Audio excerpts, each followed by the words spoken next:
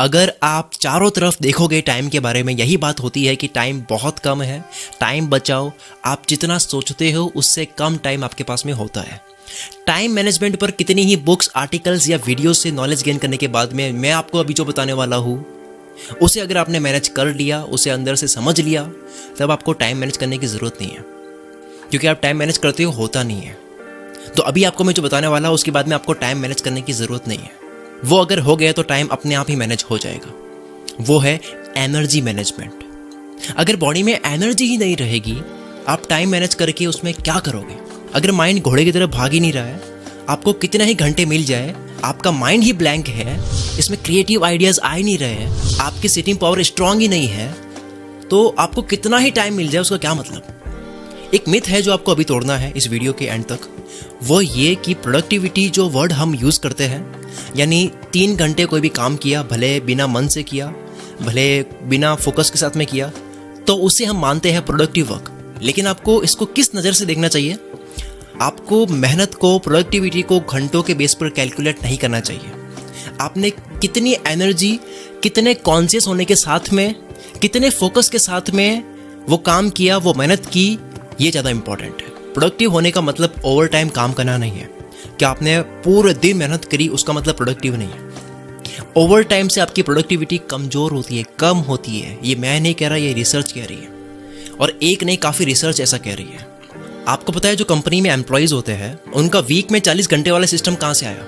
1926 में Henry Ford ने खुद ने अपने स्टाफ पर एक्सपेरिमेंट किया था, उनके वर्किंग आवर्स कम करके और वीक डेज कम करके। हेनरी फोर्ड जो फोर्ड मोटर कंपनी के फाउंडर थे, इन्होंने अपने स्टाफ के 10 घंटे से 8 घंटे कर दिए डेली के, और वीक में 6 दिन से 5 दिन कर दिए। रिजल्ट में स्टाफ की प्रोडक्टिविटी बढ़ी और कंपनी का प्रॉफिट बढ़ा। So you have to focus on energy instead of volume of time. आपको एनर्जी पे फोकस करना है, टाइम की वॉल्यूम पर नहीं। तो स्लीप का इतना बड़ा रोल है कि आप सोच नहीं सकते अब स्लीप कहाँ से आया। अब तक इतने स्लीप एक्सपेरिमेंट हुए हैं जहां से सिर्फ एक ही बात निकल करके आती है, वो ये कि जोश में ओवर टाइम तो आप कर लोगे, लेकिन आपकी फोकस और आपकी मेमोरी की धज्जियां उड़ जाएगी। आपको अपनी कैपेसिटी के अकॉर्डिंग एलन मस्क की बात माननी चाहिए।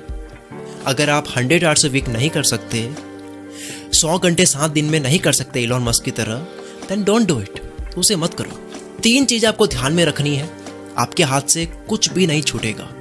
अब बहुत ज़्यादा हो रहा है ना कि यार ये कौन सा याद रखें, तो आपको केवल 3 चीज़ें याद रखनी है, आपके हाथ से कुछ भी नहीं छूटेगा।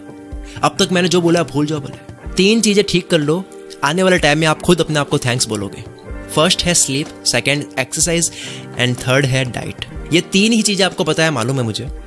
आपकी बॉडी का सर्कैडियन सिस्टम होता है, यानी आपके अंदर भी एक घड़ी होती है जो बताती है कि कब आपको थकना है, कब एनर्जी में रहना है, कब दिन है, कब रात है, कब आराम करना है, कब काम करना है। ये पहले के लोगों का सही था, क्योंकि पहले के लोग धूप में काम करते थे, उजाले में काम करते थे। बॉडी को उजाले से पता लगता है कि दिन है, आंखों से पता लगता है कि दिन है। फिर रात को जब सोते थे तो आंखों के सामने उजाला नहीं होता था। आज के टाइम में दिन में वर्क फ्रॉम होम हो रहा है, धूप नहीं मिल रही है, उजाला नहीं मिल रहा है, अंदर ही अंदर काम हो रहा है। और जहाँ उजाला नहीं मिलना चाहिए, यानी कि नाइट में अंधेरा होना चाहिए, वहाँ नाइट में आंखों को उजाला मिल रहा है। तो सर्कैडियन सिस्टम जो है वो डिस्टर्ब हो रहा है, वो सही से पता नहीं लगा पा रहा है कि कब रात है कब दिन है, जिसकी वजह से नींद खराब हो रही है। जो ब्लू लाइट होती है उसके बारे में आपने पढ़ रखा होगा, सुन रखा होगा, जिसकी वजह से नींद डिस्टर्ब होती है। तो आपको बॉडी को ये बताना है कि कब आपका काम वाला टाइम होता है, इसको पहले प्रोग्राम करो, स्लीप सिस्टम को सुधारो। ये था नींद का। अब एक्सरसाइज। आपको बहुत ज़्यादा ज्ञान लेने की ज़रूरत नहीं है। वीक में 4-5 दिन आपकी बॉडी 45 मिनट्स के लिए डेली मूव होनी चाहिए, चाहे वो वॉक हो, जिम हो या योगा हो। इससे ज़्यादा ज्ञान लेने की आपको ज़रूरत नहीं है। अब डाइट।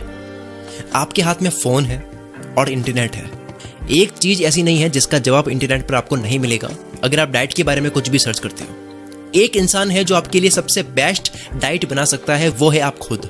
क्योंकि आपको खुद से ज़्यादा और किसी को नहीं पता कि आपको क्या खाने से क्या होता है। स्लीप, एक्सरसाइज एंड डाइट, इन 3 हथियारों के बिना आप वो नहीं पा सकते जो आप पाना चाहते हो, जो आप बनना चाहते हो।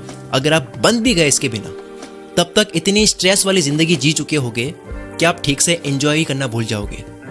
आपकी बॉडी से वो हार्मोन्स रिलीज नहीं होंगे जो होने चाहिए उस वक्त। ये था एक छोटा सा स्वीट कंटेंट, एकदम सिंपल बात है, क्योंकि simplicity is the ultimate sophistication. इस तरह की और भी पावरफुल वीडियोस हम इस चैनल पर आगे भी पोस्ट करने वाले हैं, तो गेम ऑफ फोकस चैनल को अभी सब्सक्राइब कर लो और बेल आइकन पर भी क्लिक कर लो।